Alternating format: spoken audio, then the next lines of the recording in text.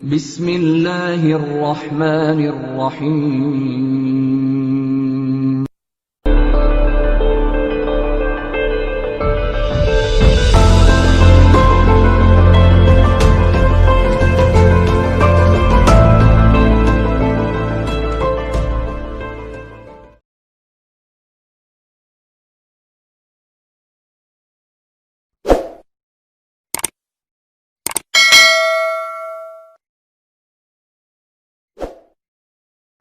बिस्मिल्लाहिर्रहमानिर्रहीम। अस्सलाम वालेकुम। Welcome students.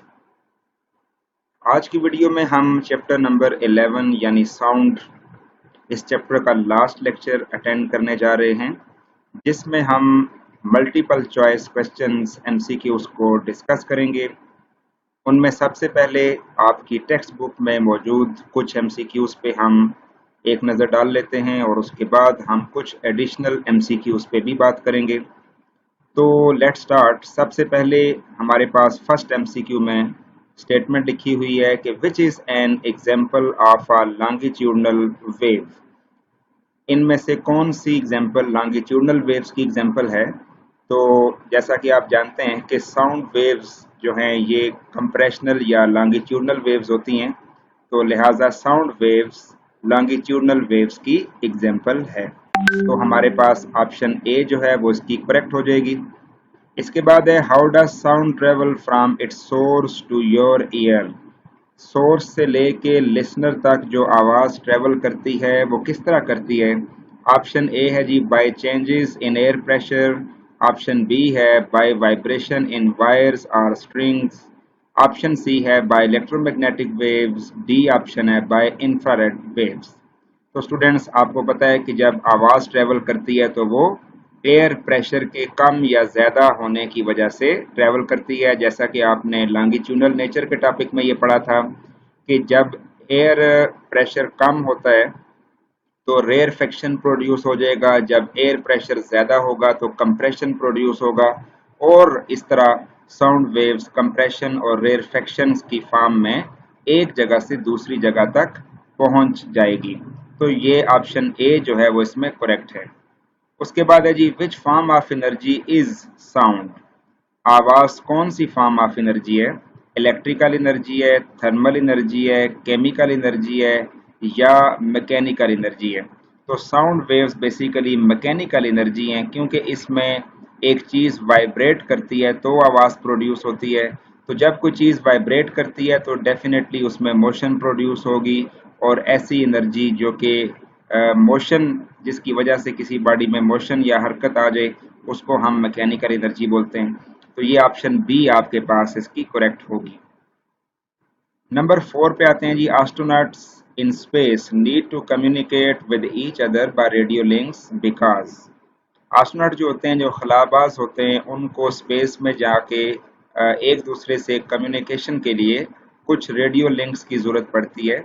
तो इसकी वजह क्या है?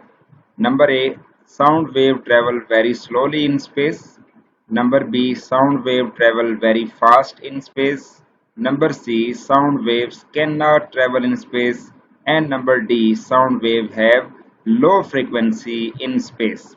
तो स्टूडेंट्स, ऑप्शन सी आपके पास इसकी करेक्ट है, क्योंकि इसमें लिखा हुआ है कि sound wave can not travel in space, क्योंकि आवाज़ की वेव्स जो है वो स्पेस में ट्रेवल नहीं कर पाती, इसलिए वहाँ कम्युनिकेशन के लिए रेडियो लिंक्स की ज़रूरत पड़ती है। जी तो स्टूडेंट्स, 4 हमने एमसीक्यूज क्लियर किए। उसके बाद अब हम आगे चलते हैं। नंबर 5 पे लिखा हुआ the loudness of a sound is most closely related to its, यानी लाउडनेस का ज़्यादा क्लोज जो लिंक है वो किस टर्म से बनता है? क्या लाउडनेस फ्रीक्वेंसी पे डिपेंड करती है? तो इसके लिए आप सोचें कि हमने लाउडनेस पे असरअंदाज होने वाले जो फैक्टर्स पढ़े थे जिन पे लाउडनेस डिपेंड करती है, तो वो कौन कौन से थे? उनमें हमने सबसे पहले लाउडनेस पे टॉपिक में पढ़ा था एम्पलीट्यूड ऑफ वाइब्रेटिंग बॉडी, और नंबर 2 पे आप एरिया ऑफ वाइब्रेटिंग बॉडी पढ़ा था, और एक डिस्टेंस फ्रॉम वाइब्रेटिंग बॉडी पढ़ा था। तो ये वो 3 फैक्टर्स थे जो लाउडनेस पे इफेक्ट करते हैं। तो इन तीनों में से कौन सा यहाँ पे लिखा हुआ है जी? फ्रीक्वेंसी भी नहीं है, पीरियड भी नहीं है, वेव लेंथ भी नहीं है, एम्पलीट्यूड है। ठीक है, यानी एम्पलीट्यूड जो है इस पे लाउडनेस डिपेंड करती है, ये इससे क्लोजली रिलेट है। इसके बाद है जी for a normal person audible frequency range for sound wave lies between. एक नॉर्मल पर्सन के लिए जो साउंड वेव्स की ऑडिबल रेंज है वो कितनी होती है जी, 20 हर्ट्ज से 20 किलो हर्ट्ज तक। ठीक है, किलो मीन्स 1000, 20,000 बनता है, यानी 20 हर्ट्ज से 20,000 हर्ट्ज तक। ये ऑप्शन बी इसकी करेक्ट है। इसके बाद अब हम आगे चलते हैं जी इसके नंबर 7 पार्ट की तरफ। जी तो स्टूडेंट्स इसमें लिखा हुआ है कि when the frequency of a sound wave is increased, जब साउंड वेव्स की फ्रीक्वेंसी बढ़ाई जाती है, which of the following will decrease, इनमें से कौन सी चीज डिक्रीज होगी जब फ्रीक्वेंसी बढ़ेगी। तो देखें सबसे पहले तो हम यहाँ पे एक फार्मूला लिखते हैं, v is equal to F into lambda, v is equal to F lambda. ठीक है, तो यहाँ से अगर हम लेमडा की वैल्यू निकाल लें तो लेमडा की वैल्यू यहाँ से क्या आ जाएगी, v divided by f, v divided by f है। तो जैसे कि क्वेश्चन में कहा जा रहा है कि जब फ्रीक्वेंसी बढ़ेगी तो कौन सी चीज कम होगी, तो यहाँ से आप देखें फ्रीक्वेंसी किसके इनवर्स प्रोपोर्शन है, वेव लेंथ के, लेमडा के। तो इसका मतलब है जब फ्रीक्वेंसी बढ़ेगी तो वेव लेंथ जो है वो कम हो जाएगी। तो इट्स मीन दैट कि वेव लेंथ जो है वो हमारे पास, ये एक इसका आंसर ठीक बनता है। लेकिन हम बाकी दो पे भी गौर करते हैं। पीरियड, पीरियड का मतलब होता है टाइम पीरियड। तो अगर आप ये देखें कि हमारे पास फ्रीक्वेंसी का फार्मूला एक और भी है जो कि आपने फर्स्ट चैप्टर में गालिबन पढ़ा है, f is equal to 1 divided by T, 1 divided by T. तो इस फार्मूले से ये पता चलता है कि फ्रीक्वेंसी टाइम पीरियड के भी इनवर्स प्रोपोर्शन होती है, यानी अगर फ्रीक्वेंसी बढ़ेगी तो टाइम पीरियड भी कम होगा। ठीक है, तो इसका मतलब यह है कि ये जो नंबर 2 ऑप्शन है ये भी इसकी दुरुस्त है, ये भी बिल्कुल ठीक होगी। तो इट्स मीन के फर्स्ट ऑप्शन भी ठीक है, सेकंड ऑप्शन भी ठीक है। और एम्पलीट्यूड पे अगर आप गौर करें तो एम्पलीट्यूड ना इस फार्मूले में है ना इस फार्मूले में। इसका मतलब ये है कि फ्रीक्वेंसी का एम्पलीट्यूड के साथ कोई ताल्लुक नहीं है। तो वेवलेंथ और पीरियड ऑप्शन 1 और ऑप्शन 2 दोनों ठीक हैं। अब यहाँ से ये ऑप्शंस आपकी शुरू हो रही हैं, ए बी सी और डी। ए ऑप्शन में दे रहा है जी कि नंबर 1 ओनली, यानी कि पहला ही ठीक है। बी ऑप्शन में दे रहा है कि 3 ओनली, यानी कि ऑप्शन 3 सिर्फ ठीक है। नंबर सी ऑप्शन में कह रहा है जी 1 एंड 2 ओनली, यानी 1 और 2 जो हैं वो ठीक हैं। इसका मतलब ये है कि ये ऑप्शन हमने यहाँ पे सिलेक्ट करनी है। इसका मतलब ये है कि 1 और 2 जो पॉइंट्स थे ये दोनों इस स्टेटमेंट पे पूरा उतरते हैं। तो 1 एंड 2 ओनली, ये आपकी सी ऑप्शन जो है वो इसकी करेक्ट हो जाएगी। तो स्टूडेंट्स ये थे वो एमसीक्यू जो आपकी टेक्स्ट बुक में मौजूद हैं, इनको हमने क्लियर किया। अब हम बढ़ते हैं कुछ एडिशनल एमसीक्यूज की तरफ। जी तो स्टूडेंट्स अब हम चलते हैं जी कुछ एडिशनल एमसीक्यूज की तरफ। एडिशनल एमसीक्यूज में सबसे पहले है जी साउंड्स आर प्रोड्यूस्ड बाय। आवाज किस तरह प्रोड्यूस होती है जी, बिल्कुल वाइब्रेटिंग बॉडी से प्रोड्यूस होती है। हम ऑप्शन बी को ठीक कर लेंगे। We can hear sound by, ये तो बिल्कुल एक आसान सी चीज है। ठीक है, tuning fork have prongs. Tuning fork के कितने प्रांग्स होते हैं जी, आपको पता है सिर्फ 2 प्रांग्स होते हैं उसके। उसके बाद है sound waves can pass through. Sound wave किस तरह से पास होती है, किस में से पास होती हैं, गैस में से, सॉलिड में से या लिक्विड में से या तीनों में से। तो आपको पता है कि गैस, सॉलिड और लिक्विड तीनों में से साउंड वेव्स ट्रेवल कर सकती हैं। तो इसका मतलब है कि ऑल ऑफ दीज ऑप्शन हमारी ठीक होगी। उसके बाद है due to the vibration of tuning fork are produce. Tuning fork की जो वाइब्रेशन से क्या प्रोड्यूस होता है, number A compressions, number B rarefactions, number C both A and B यानी कंप्रेशन और रेयरफेक्शन दोनों, या ऑप्शन डी है ट्रांसवर्स वेव्स। तो ट्रांसवर्स वेव्स तो बिल्कुल नहीं होती, साउंड वेव्स तो ट्रांसवर्स वेव हैं ही नहीं। अलबत्ता कंप्रेशन और रेयरफेक्शन आपने पढ़ा था कि ये दोनों उसमें प्रोड्यूस होते हैं। तो हम कहेंगे बोथ ए एंड बी। उसके बाद है जी next, the structure of ear consist of.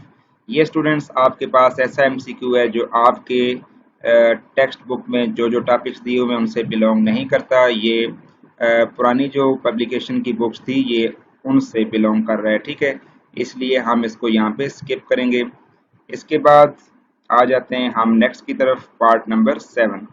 ये भी तकरीबन उसी जैसा है, the middle ear moving bonds, ये भी आप इसको छोड़ दें, ठीक है। इसके बाद आगे चलते हैं, the loudness of sound depends upon the dash of vibrating body.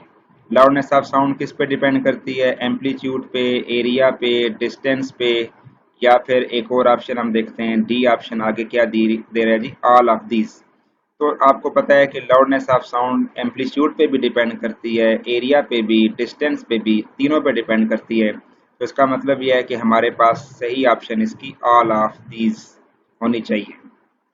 उसके बाद है जी, the intensity of faintest sound, सबसे मध्यम तरीन आवाज की फ्रीक्वेंसी कितनी होती है?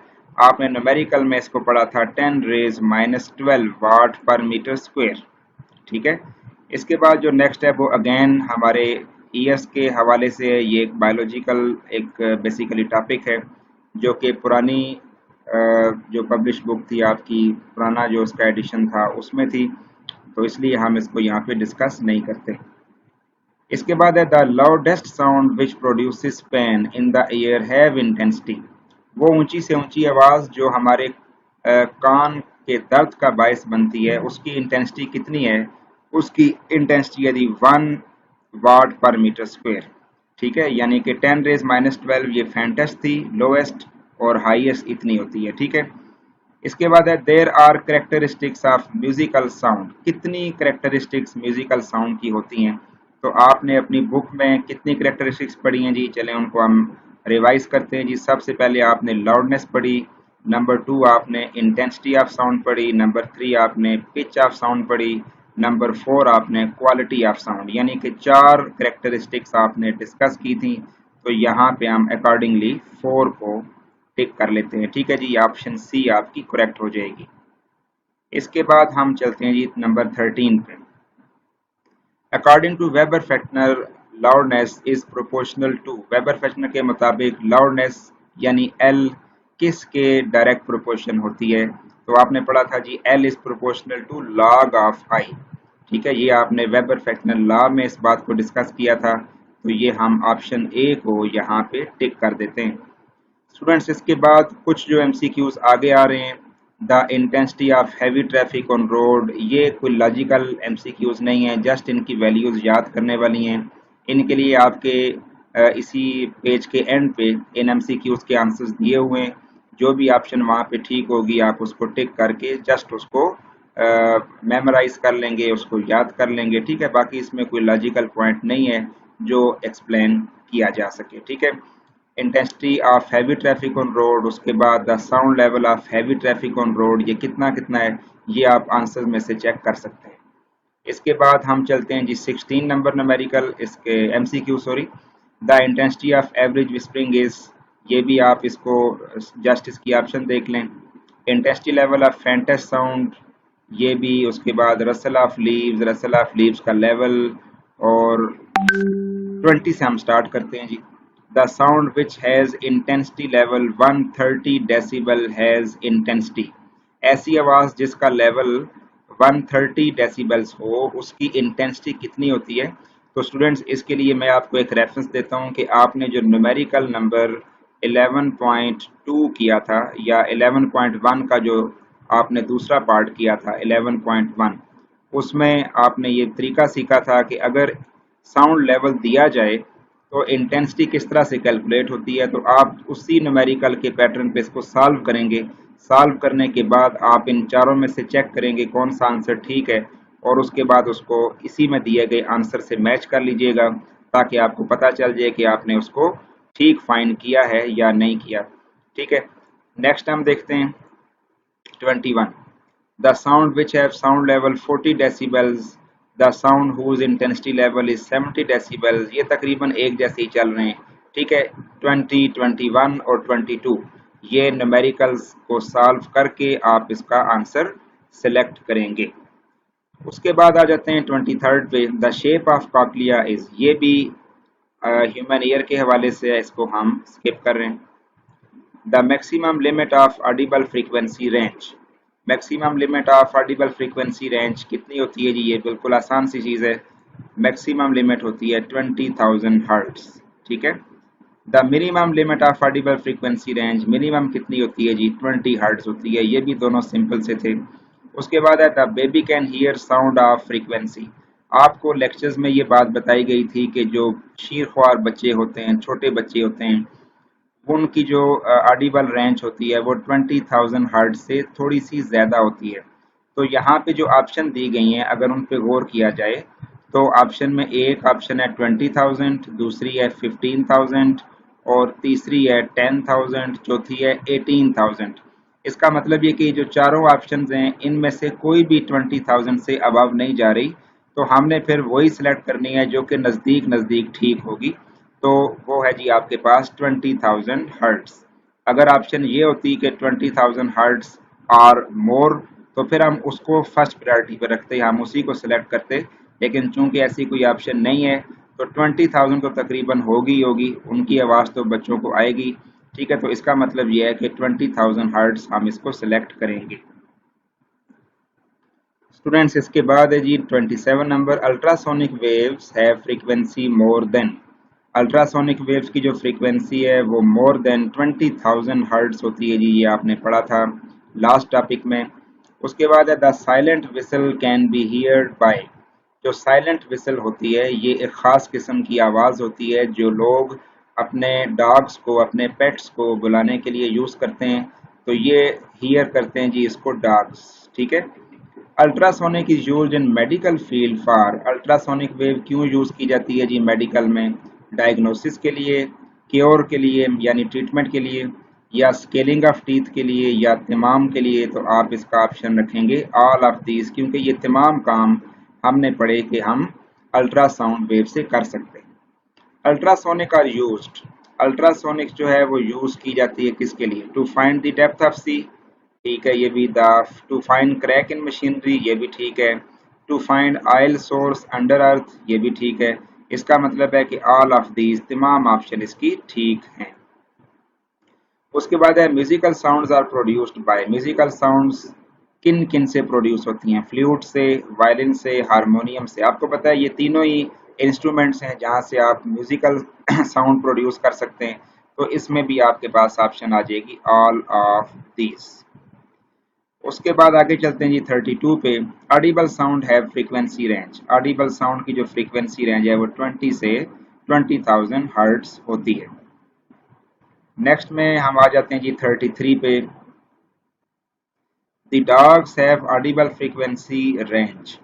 डॉग्स की जो ऑडिबल फ्रीक्वेंसी रेंज है ये आपने टॉपिक्स में पढ़ी थी और ये थी जी 20,000 हर्ट्ज से 25,000 हर्ट्ज तक। ठीक है। उसके बाद है the hair like structure in cochlea is called. तो ये भी आपके पास इररेलेवेंट एमसीक्यू है, इसको भी हम स्किप कर देते हैं। उसके बाद है जी loudness of sound depends upon dash factors. कितने फैक्टर्स पे लाउडनेस ऑफ साउंड डिपेंड करती है? हमने पढ़ा था जी एरिया पे और एम्पलीट्यूड पे और डिस्टेंस पे, यानी 3 फैक्टर्स पे डिपेंड करती है। तो ये आपने ऑप्शन सी को सिलेक्ट कर लिया। जी तो स्टूडेंट्स इसके बाद अब हम चलते हैं 36 एमसीक्यू की तरफ। Year has parts. अगेन फिर ये वही टाइप है जी उसकी, बहुत सारे इसके एमसीक्यू उसके साथ रिलेटेड हैं। ठीक है। उसके बाद है जी frequency of wave having wavelength 2 metre and velocity 340 metre per second is.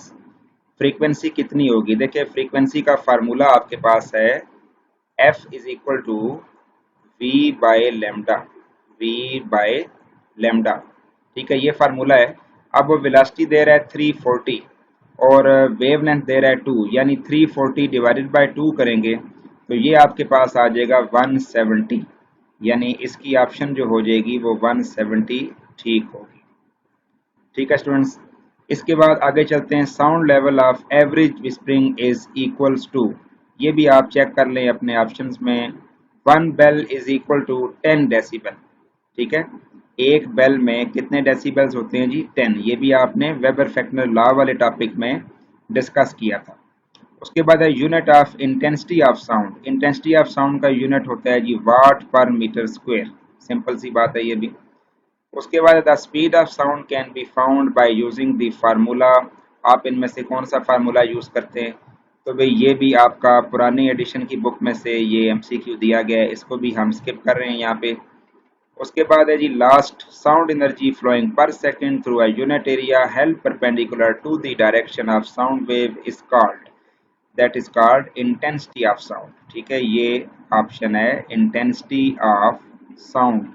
ठीक है स्टूडेंट्स, तो एंड पे मैं आपको यहाँ पे आंसर इसके शो कर देता हूँ ताकि जिन जिन एमसीक्यू का मैंने आंसर आपको देखने के लिए कहा है तो आप वो यहाँ से उसको इजीली चेक कर सकें। इसका आंसर आप यहाँ से देख सकते हैं, तमाम का बल्कि देख सकते हैं। ठीक है स्टूडेंट्स, इसके साथ ही आपका चैप्टर नंबर 11 यानी साउंड ये आज अपने इख्तिताम को पहुंचा अल्हम्दुलिल्लाह। मैं उम्मीद करता हूं कि इस चैप्टर के तमाम टॉपिक्स और तमाम टर्म्स जो इसमें हमने सीखी हैं वो आप तमाम स्टूडेंट्स को अच्छे से समझ आ चुकी होंगी। इसकी प्रैक्टिस अब आपका काम है। इसके साथ ही हम आज की इस वीडियो को एंड करते हैं। मुझे इजाज़त दें, अपना ख्याल रखिएगा। अस्सलाम वालेकुम।